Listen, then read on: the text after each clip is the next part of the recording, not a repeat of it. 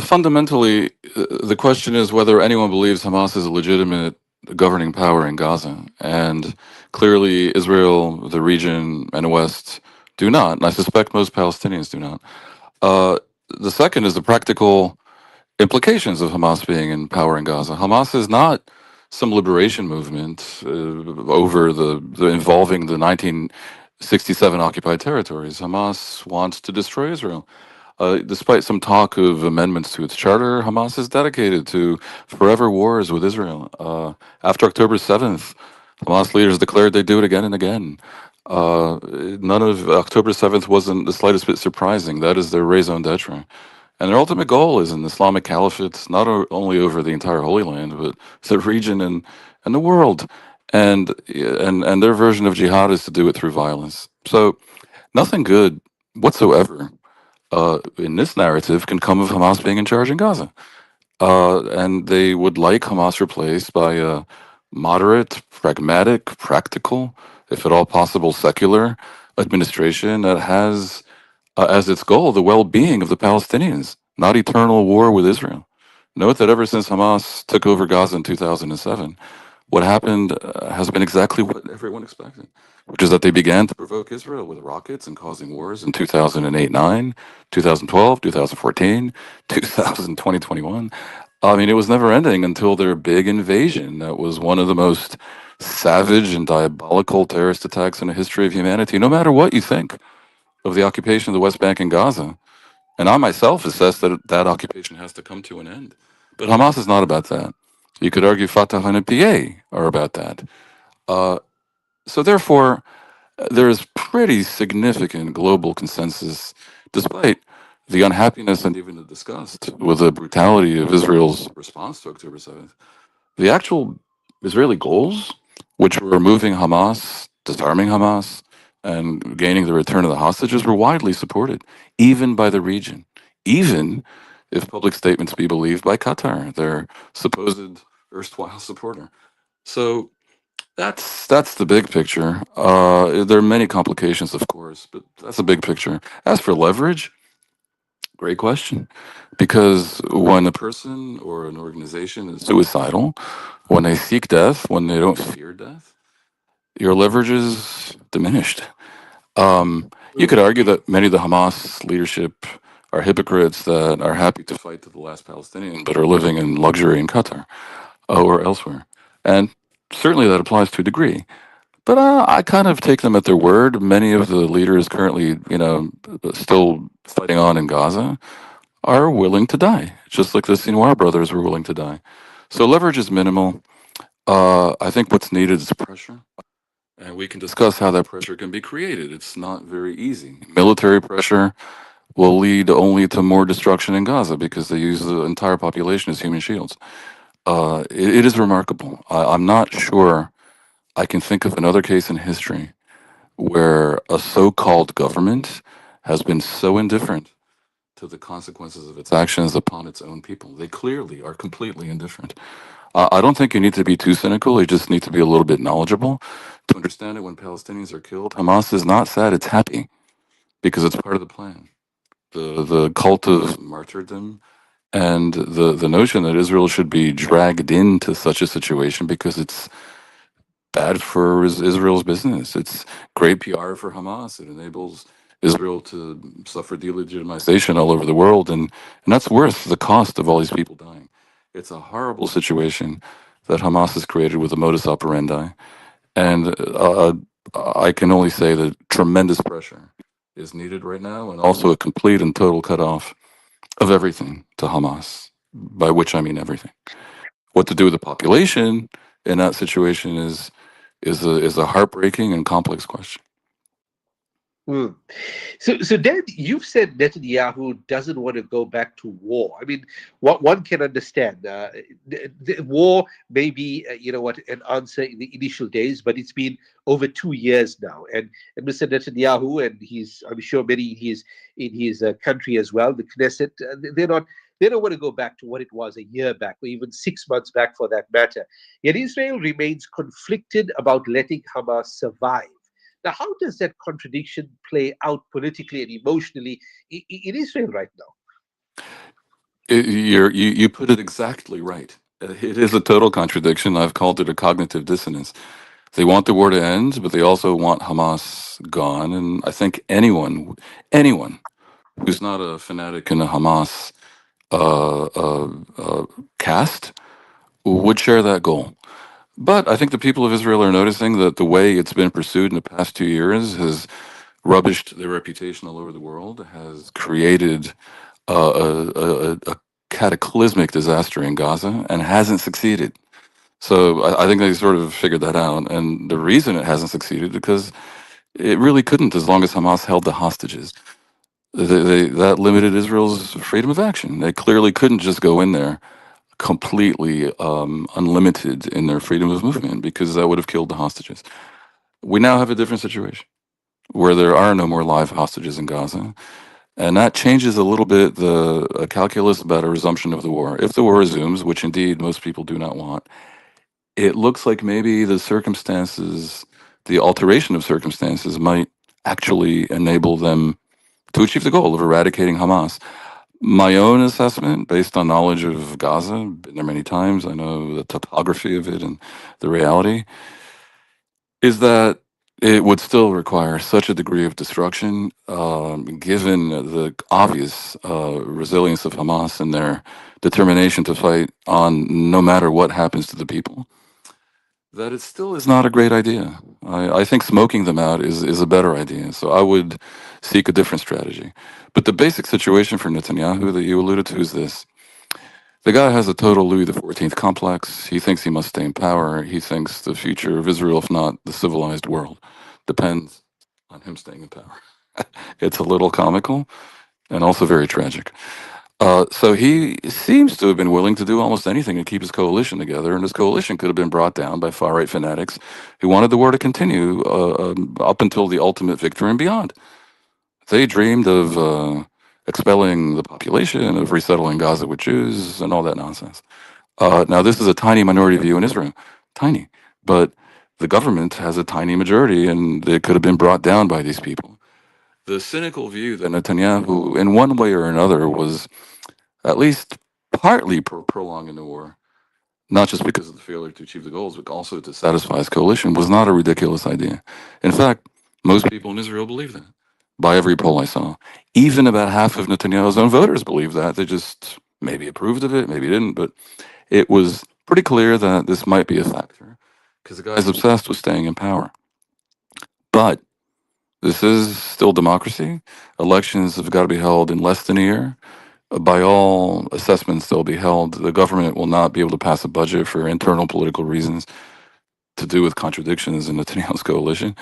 And probably elections will be held in 6 months, 6 to 9 months. That changes the whole political survival equation because he no longer needs to satisfy the nuts in his coalition. He needs to satisfy the majority of Israelis, by all polls, about three quarters, that wanted the war to end long ago. So, whereas coalition wise, it was, in a sense, logical for him to prolong the war, electorally, right now, it is not logical for him to resume the war. Nonetheless, they don't want Hamas to stay in power in Gaza. And I gotta say, you know, I am sure, certain, I would bet any amount of money, everything I have, I would bet that the vast majority of Gazans share that goal. Nobody with half a brain wants to live under Hamas. And that's just a fact. No Gazan I've ever met, when they were free to speak, wants Hamas. It's true that about a third to 40% of Palestinians continue to say in polls that they support them. But that's not the people in Gaza. And also, that's a distortion of public opinion manifestation that happens during wartime when it affects how people reply. But the people of Gaza need Hamas to be gone. And all I can say is that the mediators in the world need to make clear, beyond a shadow of a doubt, without any complications, that there will be no reconstruction until Hamas lays down its arms and really does accept the 20 points, because that is one of the 20 points. Israel accepted the 20-point plan. Trump, in his premature and immature way, rushed to declare that Hamas has opted for peace, but Hamas never accepted the 20 points. And so now, after the festival that they organized in Sharm el Sheikh risks looking ridiculous, they need to fix that and close that gap and make sure Hamas does accept it, and that can only come from the most clearly articulated and resolute pressure. And I hope that doesn't have to involve a resumption of the war, but for starters, they just have to declare what they've been saying quietly, but it has to be the central message: no reconstruction until Hamas is gone. And they have to declare that they're going to be gone. And we hear a lot of talk about the modalities, and it's not so easy to disarm. I think that's not so interesting. If you, it's not rocket science, and it starts with them agreeing. There's a potential fudge. You can say, look, Hamas remains this brave armed resistance movement, but not in Gaza.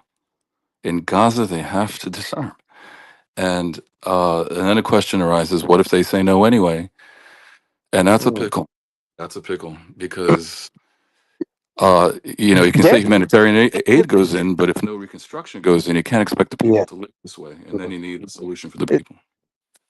There, Hamas. Of course, we've been discussing the issue of Hamas for well over 20 years now, since since that election, that infamous election out there in Gaza, wherein Fatah was basically decimated, the PLO were basically decimated, and it's been well a good number of years since. Many may say that Hamas is the product of the siege, and the product of the poverty and the grip of hopelessness that grips Gaza. I mean, if reconstruction doesn't take place, and if adequate attention, at least economically, is not given to Gaza, don't you just create an opportunity and a window for another Hamas in a different name to reemerge?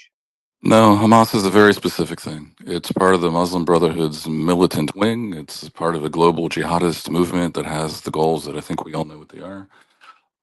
It's not inevitable that misery should cause such a thing to arise. Misery would cause all kinds of militancy to arise, but that's different from specifically Hamas and the Muslim Brotherhood, as I've said. By the way, I'm not advocating for keeping the Palestinians in misery. I'm just saying the thing that guarantees continued misery and war is for Hamas to be there, and the question is how to force them out. So when I say reconstruction should not begin, it's not, a plan to keep the Palestinians in tents. Rather, I think the area that Hamas controls should be cleared of civilians. I mean, not forcibly, but they should be allowed to leave, and there should be, you know, uh, tent cities, humanitarian cities, new cities built for them, maybe in the one half of Gaza that Israel still controls around the perimeter, simply not allowing any weapons to come in.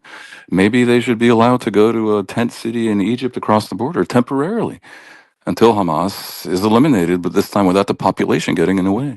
Maybe they should be allowed to go temporarily to the West Bank Palestinian Authority autonomy areas or elsewhere. I'm just looking for creative solutions that might enable the population to not be in the way. Not every flight of civilians from a war zone is an ethnic cleansing. Ukrainians were allowed to flee Ukraine when Russia attacked, and no one said, "Oh, that's ethnic cleansing." I mean, the, otherwise, what are you going to do? Clearly, you can't Mm. allow Hamas to continue to preside over rebuild Gaza and to control everything and to steal the aid and to get credit for it and to continue to use half of the aid coming in to build tunnels and rockets. You can't. No way that's going to happen. It just won't. Israel won't allow it, if nothing else. Um, Mm. and by the way, Suppose the Palestinians Hamas, look at that we've had previous experiences about moving temporarily. It turned out to yeah. be permanent. 1948, Oh, I agree. 1967. Listen, I agree, but this is not that. This is a very acute security emergency, and I think anyone who leaves because they would like to flee Hamas should receive rock solid guarantees that they are able to go back the minute they want to go back. I'm talking about people who want to leave, not to be compelled to leave. And I bet you anything, if they're allowed to leave into a safe area without Hamas, half would go in about 2.5 seconds.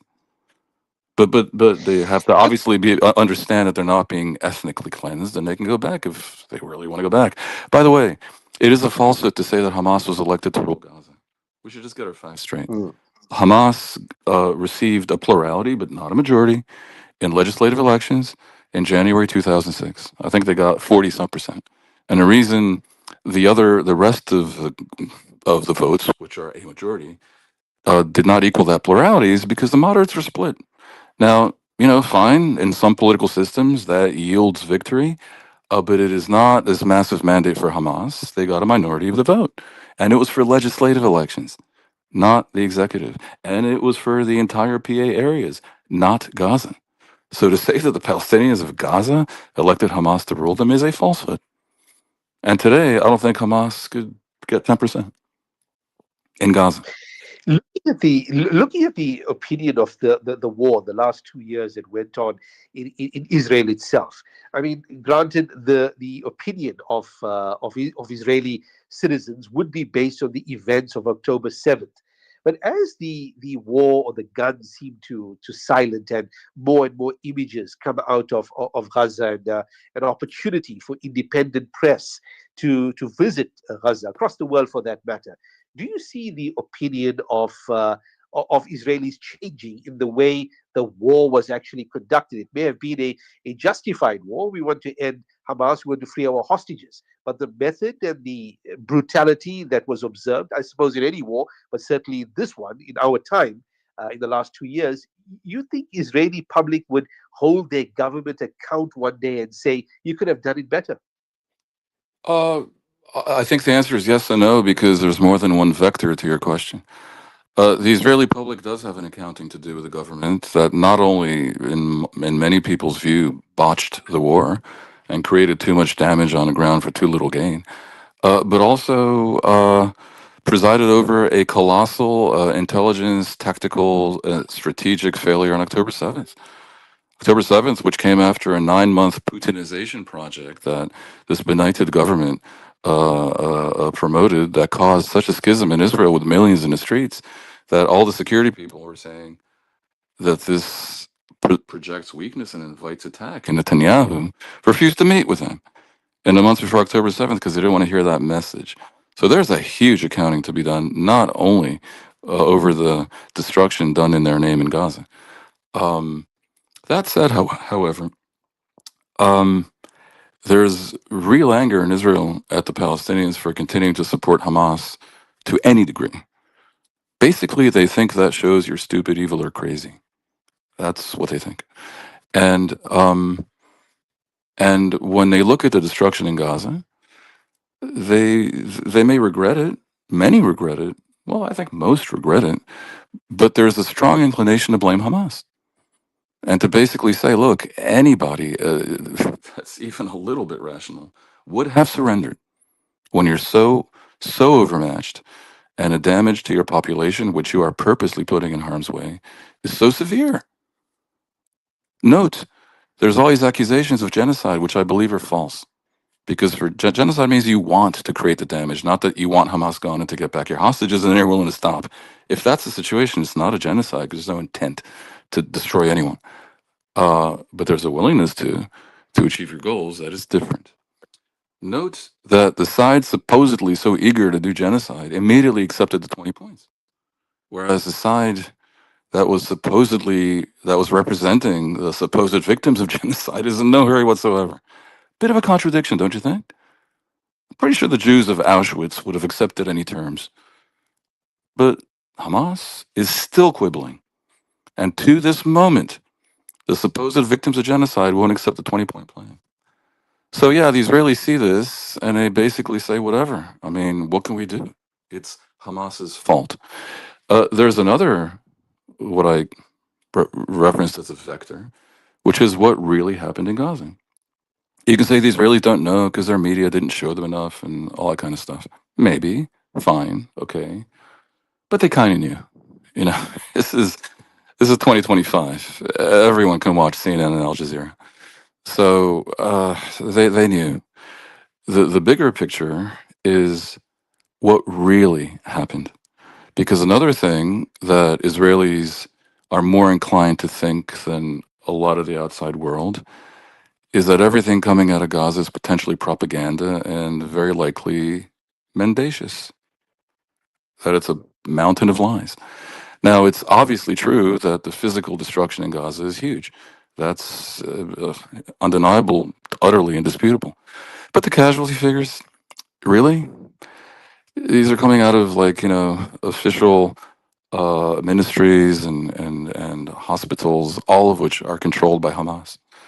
And anyone who doesn't think Hamas is capable of lying to journalists is a lot dumber than they have any business being if they're on the radio or TV or a journalist. So there's a big Have Israel question. put out any figures, Dan? I mean, have Israel put out any figures with regards to how many casualties there were or there No, are currently? no, I think they really don't know. But look, I Mm. have some intimate knowledge of how the media covers this, and I can tell you statements coming out of Gaza about numbers of people killed and who they are. And I hate to say it because I used to be the chairman of the foreign press in Israel Palestine. Uh, Far too often, without naming names, far too often, they accepted information coming out of Hamas about specific numbers without verification, because verification is not possible under these circumstances, and without caveats. And that is journalistic malpractice. So I think part of the answer to what you asked is this thing that may or may not cause them introspection, the Israelis. What is this thing? We don't yet really know what actually happened.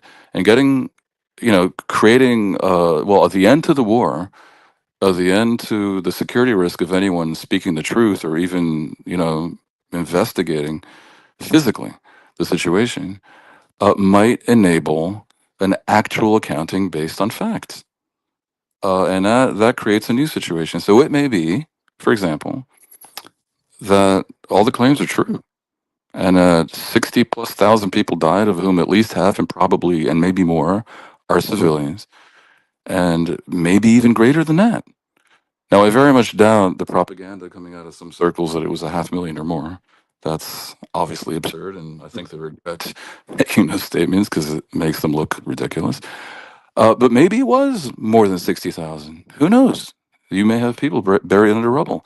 And if so, then yeah, I think the Israelis have a lot of thinking to do about whether this degree of brutality done in their name by the government could possibly be justified by any goal, especially a goal whose achievement wasn't reached. Yeah, that could be a real accounting. But if, on the other hand, it turns out that the numbers are vastly different, and in fact, the proportion of civilian to militant casualties is better than it was in Mosul or in Raqqa under the US led coalition against Islamic State, well, that's a different story, isn't it?